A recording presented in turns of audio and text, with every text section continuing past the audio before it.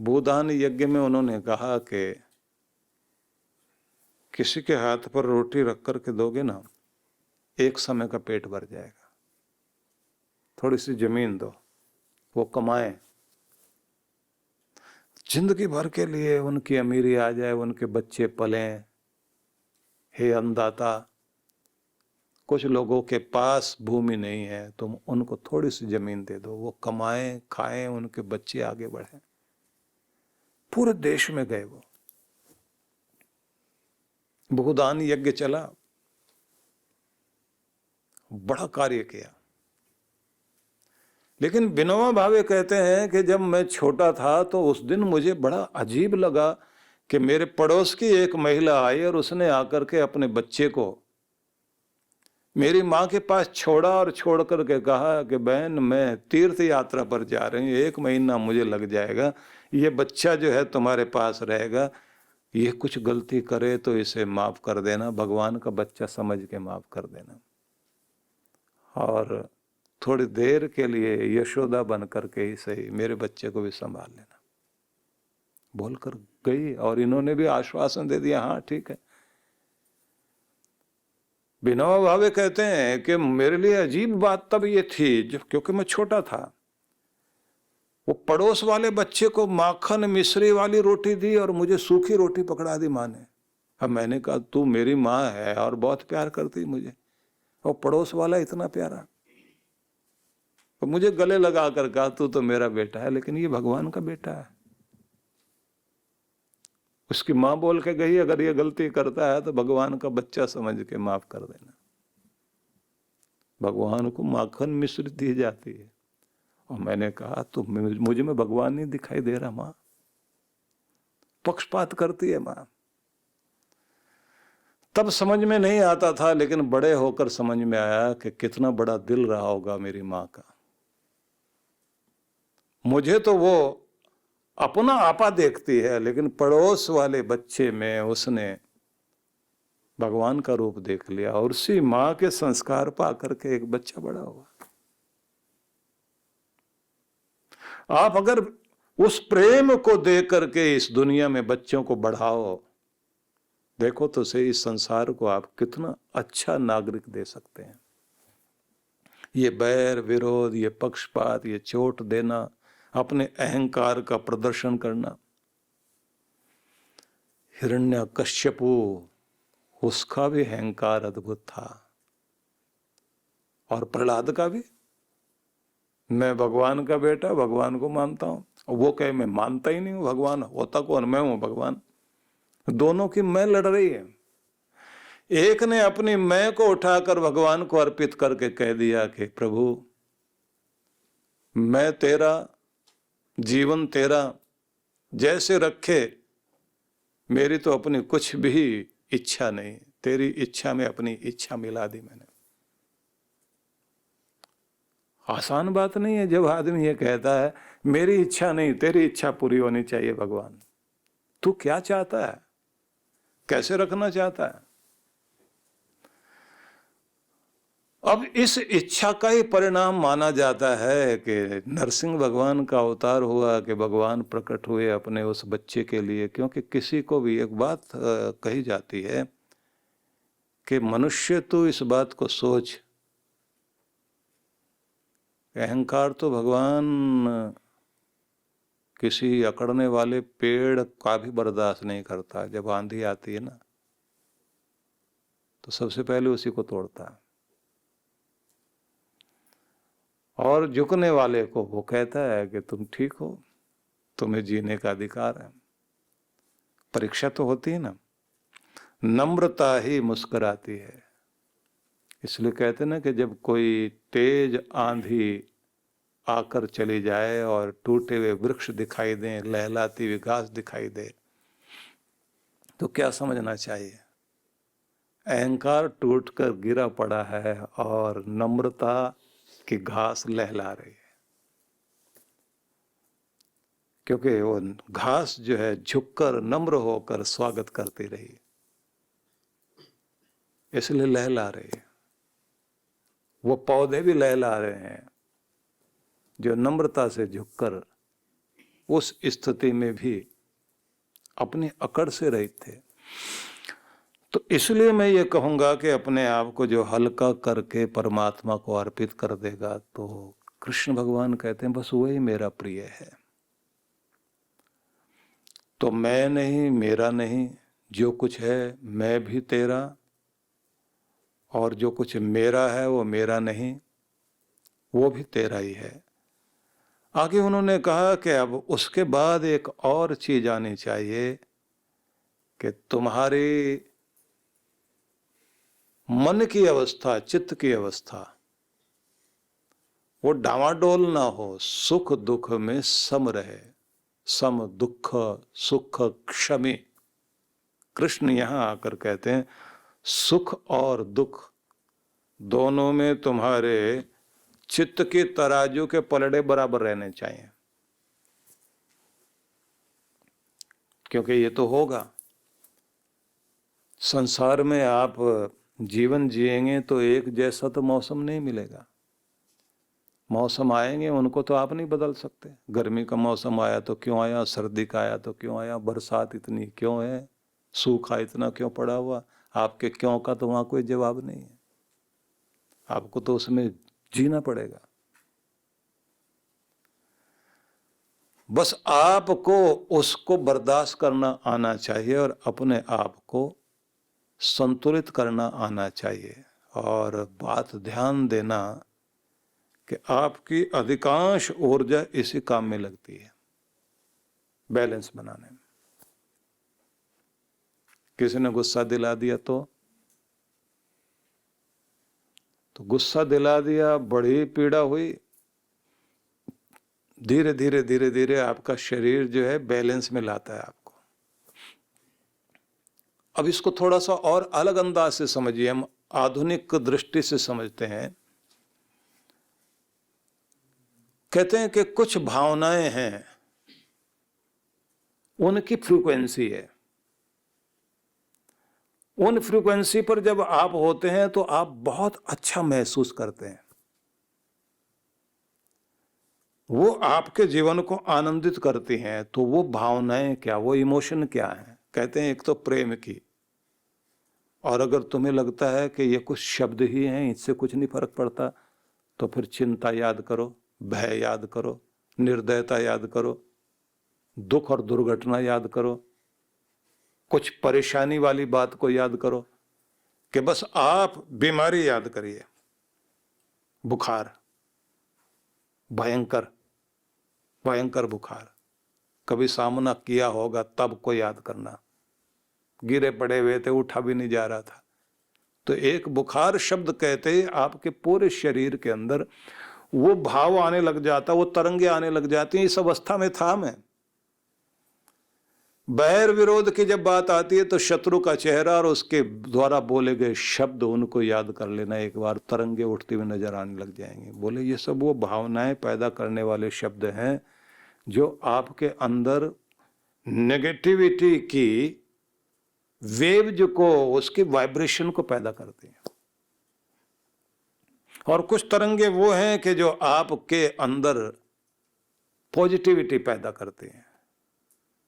एक चीज वो है जो आपकी तरफ आकर्षण पैदा करने वाली चीजें हैं, मतलब आपके अंदर चुंबक पैदा करती हैं। और कमाल की बात ये कही है कि दोनों तरफ आप हैं, दो पलड़े हैं, दो, एक चुंबक के दो हिस्से हैं। वो माइनस माइनस वाले को जोड़ दीजिए आप, एक दूसरे को धक्का देते हैं ना, प्लस माइनस वाला ही एक दूसरे के साथ में जुड़ेगा। तो आप जरा देखिए कि जब आप प्रेम वाली तरंग को लेकर के आते हैं और ये ऊपर उठाने वाली तरंग है, जोड़ने वाली तरंग है, कहते हैं इस फ्रीक्वेंसी पर काम करना कि तुम प्रेम में हो, तुम भक्ति में हो, तुम इस समय सबके कल्याण की कामना, सब सुखी, सब निरोग, कोई दुखी नहीं हो, सबका कल्याण हो, भगवान सबका भला करना, ये प्रेम आपका फैल रहा है। अब इस तरंग पर जब आप काम कर रहे होते हैं तो फिर उसके बाद पूरे ब्रह्मांड में भी तरंगे हैं, प्रेम की तरंगे हैं, परमात्मा के प्रेम की तरंगे हैं। जिन प्रेम की तरंगों से वो इन सारे जीव जंतुओं का पालन करता है। अब आप उससे जुड़ गए हो। जब आप उससे जुड़ गए हैं, उसका प्रेम और आपका प्रेम दोनों मिल रहा है, तो आप लबालब प्रेम से भर गए हैं। जब आप निर्दयता वाली स्थिति में होते हैं तो आपके अंदर की निर्दयता और बाहर फैली हुई निर्दयता, आपके साथ भी निर्दयी व्यवहार हो रहा है और आप निर्दयता बांट रहे हो। चंगेज, हलाकू, नादिर शाह इस देश में जो हमला करने के लिए आए और जिन्होंने बहुत तरह से लोगों को चोट पहुंचाई, उनके संबंध में जो कहानियां लिखी हुई हैं। निर्दयता बांटने वाला व्यक्ति रात में ठीक से सो नहीं सकता, बैठ करके सोता, तलवार हाथ में लेकर के।